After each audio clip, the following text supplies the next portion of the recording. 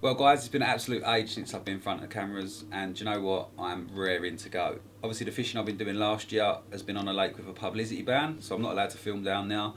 And the time I've had away from them waters have been on socials with the lads, and they've been just that, socials. So the filming criteria wasn't there and we haven't filmed. But this year there's a lot coming. You've got a big video coming in a couple of months' time, the Gigantica trip, French trip, and that's basically going to kick off my filming schedule.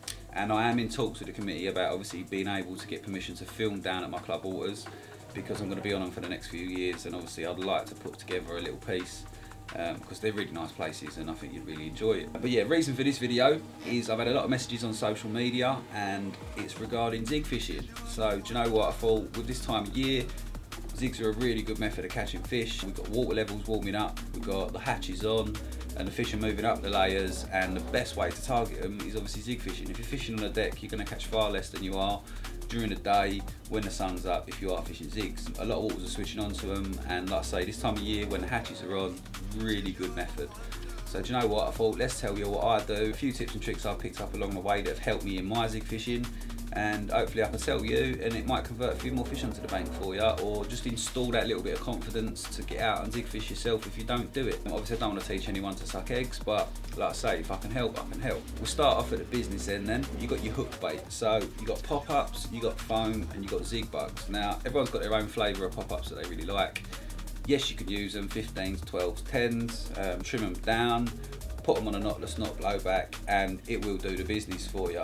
But we're trying to mimic the natural element of the hatches and what's in the water layers, and I don't personally use a lot of pop-ups in my zig fishing, but the other two I do, the foam and the zig bugs. Zig bugs, I really like them, I've caught fish on them. There's loads of different styles in the range and I think they're really good. It's a really good idea, and it could be that little edge that you need. I do find the gauge on them is a little bit small on the hook, so if you're fishing the water with weed, you might want to go onto like a foam or a zig liner, because I think, like I say, the gauge is a little small. But if you're using a liner or just a straight zig, you can obviously choose what size hook you're using. So yeah, like I say, foam. People got a stigma about foam, don't like suspending a bit of flavourless foam up in the water layers, no bait around it, fishing black in the dark, oh, don't really like it. But trust me, it's absolutely deadly.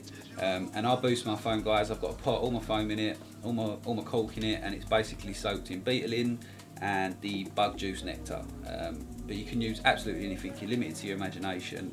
So pick a flavour, get a pot, get some foam in it, soak it up, and I promise you, it works. I've reeled in the next morning and I can still smell the citrus or the beetalin on my foam, and it does put fish on the bank. So like I say, boost your foam, guys, and just totally get that out of your head that it's a flavourless bit of foam and it doesn't work. Because basically zigs are a visual.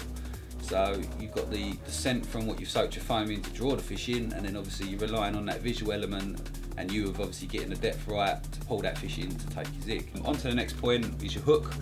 You need to have a hook that you're really confident in, one that's reliable and pinpoint sharp. It has to be sharp.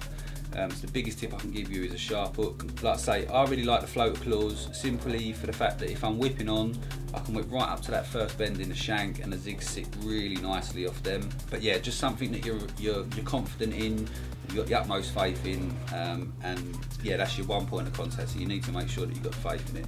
So a sharp hook. Mounting styles, like I say, you've got zigger liners and you can whip on with just a blowback.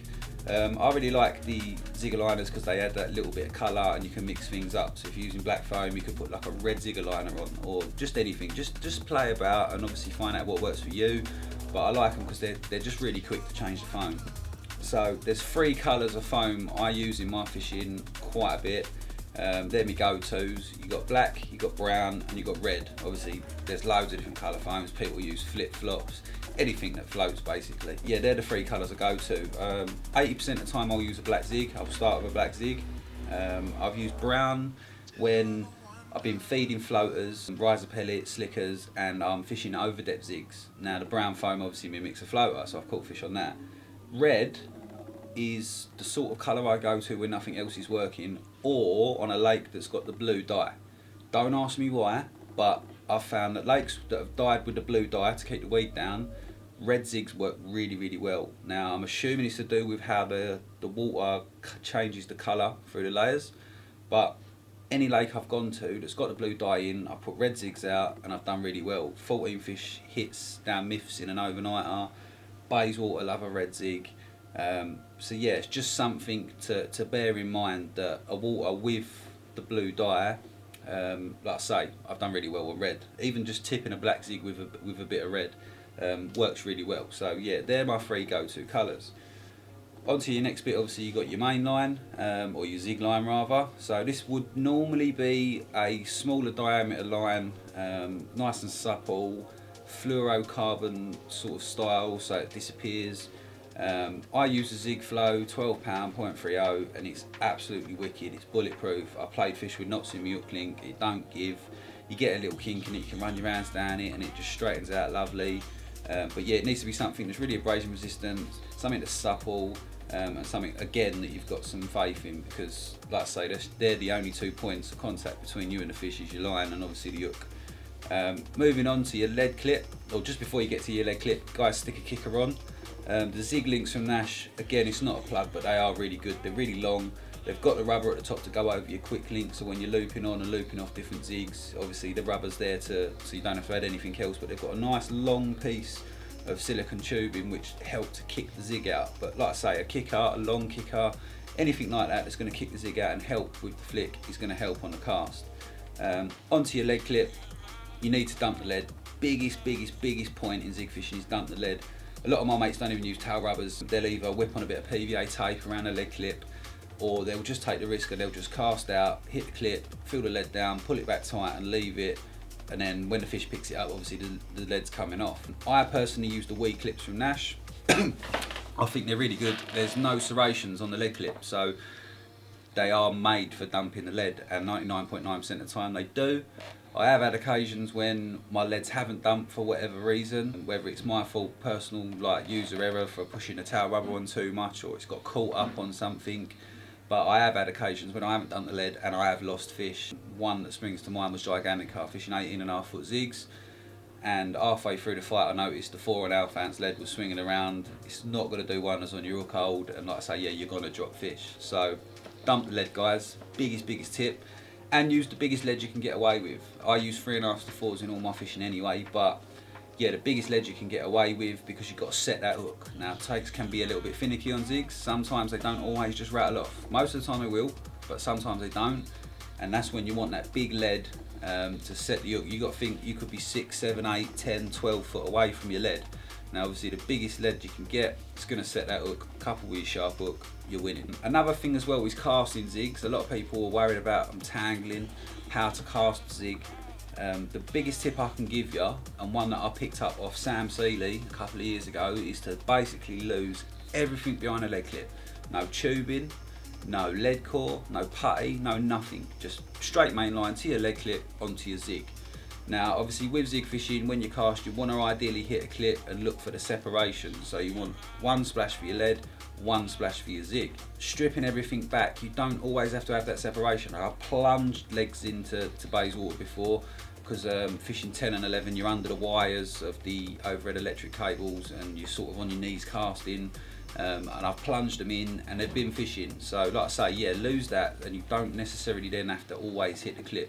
Just stop it before it hits the water and you're fishing, and have that confidence in the fact that it is fishing. Don't be reading it in all the time, worrying about it being tangled. If it's tangled, it's tangled.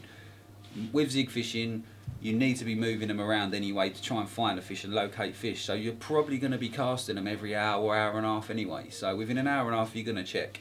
But like I say, yeah, lose everything behind a lead clip, and that should see the tangles disappear. But yeah, basically you want to work the level. So I would always start with one zig mid-water, one a third of the way up, and one 3/4 of the way up. So if you're fishing 10, 12 foot, I'd have one at 5, one at 3, and maybe one at 7. And like I say, I'd swing them around for the day, and if I didn't have any joy, I'd change the depths and also change the colours as well. Like I say, you need to find out what works. Now another tip I can give you is local knowledge. There's a lot of lakes that at certain times of the year they fish on certain zigs, so you'll turn up and it'll be 3 foot black or 5 foot red.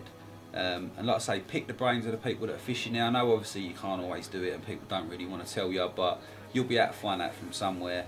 I know last spring Bayswater was literally 4-foot red, and I'd turn up and I'd put 4-foot red on and I'd catch fish straight away. If you can get that sort of information, then it's going to be the one. Willow tree, everyone's fishing 3-foot black, I think it is, or something like that. And at certain times of year that will change. So you could say like in March it's 2-foot black, and then coming into April or May it might go up to like a 5-foot or a 6-foot red. And the colour might change and the depth might change. So they tend to go through stages, and they have these phases of what sort of depth the fish are at and what colour they're feeling. If you can pick that local knowledge, it gives you that step forward to obviously being on the money on your zig fishing, and it takes away the element of having to work the zigs and find out the depth and find out the colour that they're feeling. One more thing, tight lines. Always fish a dead tight bowstring line on your zigs. Because that makes all the difference, trust me. Indication is minimal with zigs if they don't rattle off. So that fish could pick the zig up and just sit there, or it could take your zig and come down, and that way you're not going to get an indication. So them single beeps, investigate them, look for your rod tip bouncing and your line moving, and yeah, that will definitely put more fish on your bank. Don't never go fishing a slack line on a zig. But yeah, basically that's it guys. Like I say, this time of year zigs are absolutely deadly, so get out there, get fishing with the zigs, and let me know how you get on basically, because yeah, if you want more of these little videos and little things like this, then let me know. But I am going to be busy obviously with the proper films, but yeah, it was just something that I thought, you know what, I need to get the camera out, I need to do a little piece. Hope you enjoyed it, hope it's helped you out, and if it has, let me know.